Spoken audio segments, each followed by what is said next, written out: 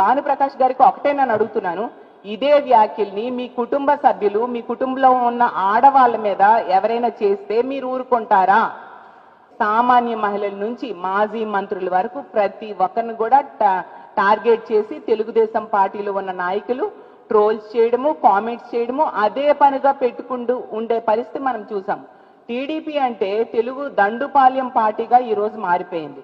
TDP అంటే తెలుగు దాడుల పార్టీగా మారిపోయింది. టీడీపీ అంటే తెలుగు దొండగుల పార్టీగా ఈరోజు మారిపోయిన పరిస్థితి మనం చూసాం. రోజీ గారి మీద ఎంత దారుణమైన వ్యాఖ్యలు చేసినా కూడా కనీసం ముఖ్యమంత్రి గారు కానీ, ఒక మహిళా హోంమంత్రి రాష్ట్రానికి ఉన్నారు ఆవిడ కానీ, అలాగే డిప్యూటీ సీఎం గారు కానీ కనీసం స్పందించలేదు. అంటే మీ పార్టీలో ఉన్న మహిళలకి ఏమైనా జరిగితేనే మీరు స్పందిస్తారా? ఎదురు పార్టీలో ఉన్న మహిళలు కాదా అని నేను అడుగుతూ ఉన్నాను. రోజా గారి విషయంలో తీసుకుంటే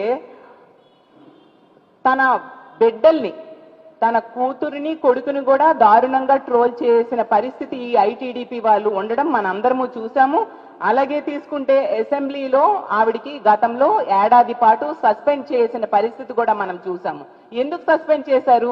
ప్రజా సమస్యల మీద అసెంబ్లీలో ఆవిడ ప్రశ్నిస్తున్నారు, నిలదీస్తున్నారని సస్పెండ్ చేయడం జరిగింది.